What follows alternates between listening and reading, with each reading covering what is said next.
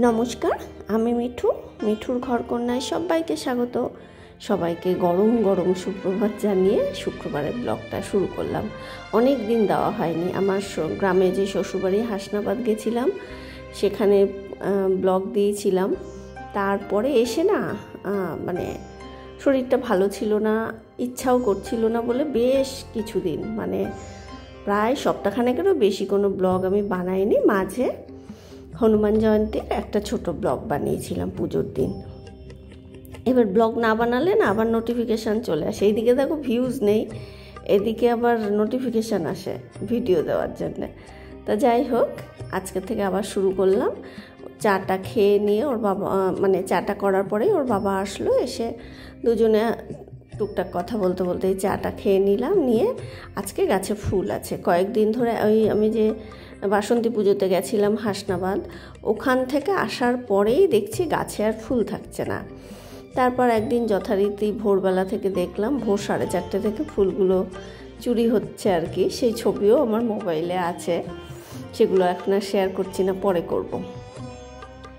এবার আজকে দেখলাম গাছে ফুল আছে, নিয়েছে কিন্তু আমার জন্য রেখেছে। আমার কথা ওটাই যে নিক, কিন্তু আমার জন্য কটা রাখুক। আজকে ছেলেকে দেব আপ্পাম। সোমবার আপ্পাম দিয়েছিলাম, আবার মঙ্গল বুধ বৃহস্পতি 3 দিন রুটি, কোনো দিন কাবলি চানা, এটা ওটা দিয়েছিলাম। আজকে আবার আপ্পাম দেব। টক দইও আছে, সুজিও আছে, আর এটা ভালো খায়, ছেলে ভালো খায়, ছেলের বাবাও ভালো খায়। আবার এর মধ্যে না অনেকটা সবজি যায়। দেখো গাজর গ্রেট করে দিয়ে দিয়েছি, ক্যাপসিকাম, টমেটো, পেঁয়াজ, কাঁচা লঙ্কা কুচি দেব। তারপর হচ্ছে এর মধ্যে নুন, চিনি, গোটা জিরে দিয়ে খুব ভালো করে মেশাবো। আর কারি পাতা আনতে পারিনি, দেরি হয়ে গেছে আর কি। টমেটো না বড় বড় 2টো টমেটো কেটে ফেলেছিলাম, আর দিচ্ছি না পুরোটা, কারণ আবার বেশি সবজি হয়ে গেলে জিনিসটা আবার ভালো লাগবে না, অনেক সবজি হয়ে গেলে। এবার প্রথমটাতে কারি পাতা দিতে পারলাম না, দেরি হয়ে যাবে। ওর বাবাকে তো তাড়াতাড়ি দিতেই হবে। ছেলের স্কুল খুলে গেছে 22 তারিখ থেকে। ছেলে যাচ্ছে একটু দেরিতে, দেরিতে মানে ওদের এবার মানে 9:50-এ রিপোর্টিং। 1 ঘন্টা আগে যেমন 8:50-এ রিপোর্টিং ছিল, এখন হচ্ছে 9:50-এ। যে কারণে একটু অসুবিধাও হচ্ছে ওর স্কুলের গাড়ি নিয়ে। আচ্ছা, ছেলেকে বললাম, ও তো চেনে না কারি পাতা। আমি দাঁড়িয়েছিলাম পাঁচিলের এপাশে, গিয়ে বললাম যা নিয়ে আয়। এবার ওই বাড়ির দাদাও বলছে নে, তুই চিনিস না। তা ও নিয়ে এসছে দেখো একটুখানি। তা সেটাই তরকা প্যানে সর্ষে দিলাম, কারি পাতা দিলাম, শুকনো লঙ্কা দেয়, উড়দ ডাল দেয়, ছোলার ডাল দেয়, ওগুলো আর কিচ্ছু দিতে পারলাম না। শুধু সর্ষে আর কারি পাতা তরকা দিয়ে মিশ্রণটার মধ্যে মিশিয়ে দিলাম। দেখো 4 বার হয়ে গেছে। ছেলের বাবা খেয়ে চলে গেছে। এই থালার মধ্যে 2 বার করেছি, 2 বারের একটু কম আছে, মোট কথা 5 বার হয়। তারপর মাছালা আসলে ভেবেছিলাম একটা ছোট জ্যান্ত রুই নেব, বললো যা রুই ছিল বিক্রি হয়ে গেছে। এই ছোট সাইজের 500, 600, 700 ওজনের রুইগুলো হলে না আমার 2 দিন হয়ে যায়। তা সেই রুই ছিল না, চারাপোনা ছিল, 2টো নিলাম, 6টা মানে 3 টুকরো করে হলো। আর সত্যি বলছি, এখন এই মাছালাটা যে মাছ দেন, মাছগুলোর না খুব টেস্ট। উনি বলেন যে বৌদি আমি একটু দাম বেশি নেব, কিন্তু আমার মাছের স্বাদ পাবেন, সত্যিই তাই। এরপর দেখো পান্তা ভাত রয়েছে, কালকে ডিমের অমলেট করে ঝোল করেছিলাম, সেইটা বেশ খানিকটা আছে। আর মাছ ভাজা করলাম। মাছটা আমার ঝোল খেতে ইচ্ছা করছে, কিন্তু পান্তা ভাত দিয়ে আবার ঝোলটা খেতে ভালো লাগে না। আর ওরা, আমার ছেলের বাবা তো ঝোল খেতেই পছন্দ করবে না। তা আমি এখন পান্তা ভাত দিয়ে দুপুরে আর কি মাছ ভাজা খাবো।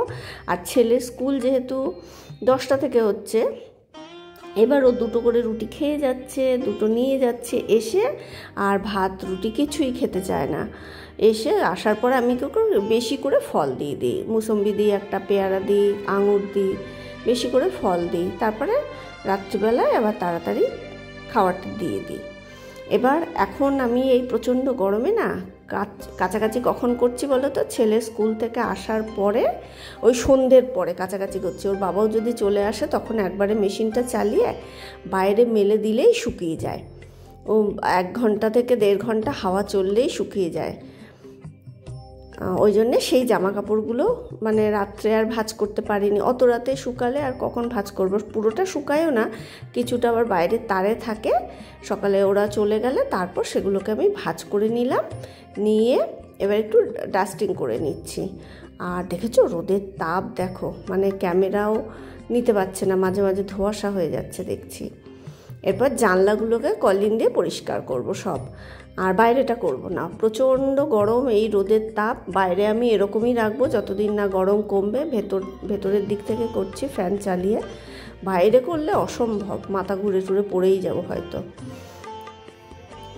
এরপর সব ঘরগুলোকে আগে ডাস্টিং করে নিচ্ছি, তারপর এই জানলাগুলোকে কলিং দিয়ে পরিষ্কার করছি। আর এত ঝুল পড়ে না জানলার, মানে কি বলবো, একদিন যদি না বোলায়, এবার এত গরমে তো দেখবে সব কাজ একদিনে করা যায় না, গরমে কষ্টও হয়, কিন্তু জানলাগুলো একদিন না করলে পরের দিন দেখছি ঝুল পড়ছে। বিশেষ করে এখন হাওয়া টাওয়া চলে না, তারপর সব জানলার যখন করি ওই একবারেই করতে করতে যাই আর কি। ঝুলগুলোকে ঝেড়ে জানলাগুলোকে কলিং দিয়ে সব ভেতর থেকে করছি। এই জানলাগুলো আমার বাইরে থেকে করা হয় না বহুদিন, ওই পাশটা আমি যেহেতু যাই না, আগে যেতাম এখন যাই না, তা ওই ভেতর থেকেই করি, কি আর করা যাবে। যারা ওপরে থাকে তারা বাইরে কি করে করে বলো, সেইভাবেই আমি করে নিই। এই সামনেরগুলো তো আমি বাইরে ভিতর সবই করতে পারি, কিন্তু ওই দুটো জানলা আর কি, গ্যারেজের এই দুটো জানলা ওই পাশ দিয়ে আর করা হয় না বাইরে গিয়ে।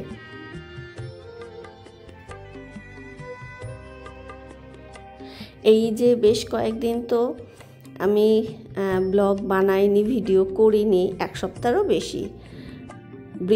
বুধবার মানে মঙ্গলবার অষ্টমী ছিল, বুধবার নবমী আমি ফিরে এসেছিলাম, তারপর থেকে বৃহস্পতিবার থেকে এই বৃহস্পতিবার অবধি এক সপ্তাহ টানা ধরো 8 দিন আমি কোনো ব্লগই বানাইনি। ওই পুরনোগুলো দুদিন এডিটিং করতে সময় লেগেছিল, আর সেদিনকে বজরংবলীর একটা পুজোর ভিডিও দিয়েছিলাম।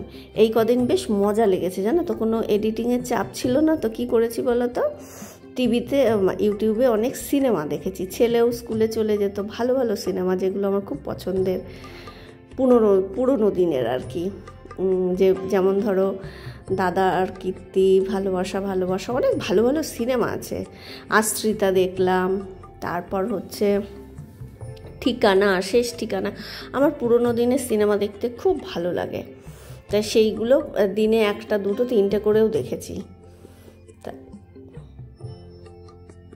বেশ মজা পেয়েছি। আর এই কদিন না আমার রান্নার চাপটা কম, মানে কি করি বলো তো, দিনের বেলা একটা তরকারি করি, সকালে তো রুটি জলখাবার যেটা করছি, আর দুপুরে তরকারিটা করছি, আর রাত্রিবেলায় ভাত বসাচ্ছি। সেই ভাতটাই আমার পরের দিন দুপুরে থেকে যাচ্ছে, কারণ দুপুরে কেউই খাবে না, ছেলে স্কুল থেকে এসে খাচ্ছে না, ওর বাবা থাকে না, তাহলে ভাত দুপুরে কার জন্যে করবো? ওই জন্য রাত্রিবেলায় ভাত করে গরম মানে ওই তরকারি দিয়ে একটা সেদ্ধ দিয়ে খাচ্ছি, যে মাছ টাছ করলে, আর পরের দিন ওই জল ধোয়া ভাতটা আমি দুপুরে খাচ্ছি।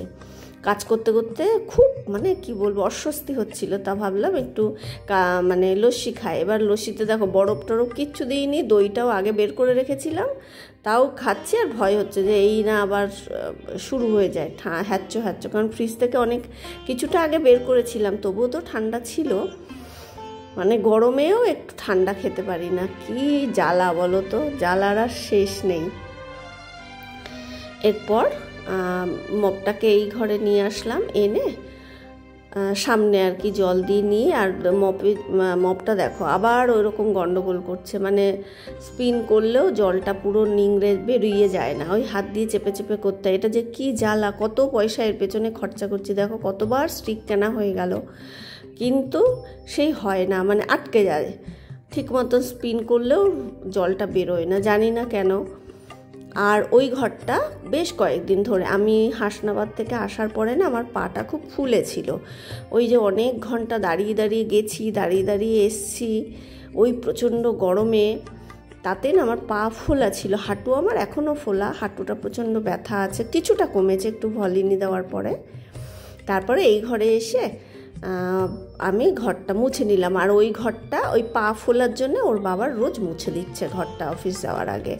এরপর এই ঘরে না জানলায় আমরা যখন চা খেতে বসি পাশে দেখি টিকটিকির পটি ভর্তি, আমি ধরতেই পারি না যে টিকটিকিটা কোথা দিয়ে আসছে, চারিদিকে দরজা জানলা বন্ধ। তারপরে দেখলাম ওই এসির পাইপের জন্য যে জায়গাটা ছিল ওই জায়গা দিয়ে ওইটাকে আমি একটা পেপারের টুকরো দিয়ে মুখটা বন্ধ করে দিলাম, নাহলে না পুরো টিকটিকির পটি ওই জায়গাটা ভরা থাকে। এরপর গরমে তেতে পুড়ে সব ঘরগুলোকে পরিষ্কার করে নিলাম, নিয়ে তারপরে চানটা করে এসে পুজোটা দিয়ে নিচ্ছি। দেখো আজকে অনেক ফুল আছে, ফুল থাকলে না পুজো দিতে বেশ ভালো লাগে। তাহলে আজকের মতো ভিডিওটা এখানেই শেষ করছি। কেমন লাগলো প্লিজ একটু কমেন্ট করে জানিও। ভালো লাগলো ভিডিওটা লাইক করে আমার চ্যানেলটা সাবস্ক্রাইব করে দিও। যারা লাইক কমেন্ট করছো সাবস্ক্রাইব করছো সবাইকে অসংখ্য ধন্যবাদ। এই প্রচণ্ড গরমে সবাই খুব ভালো থেকো, সুস্থ থেকো, টাটা।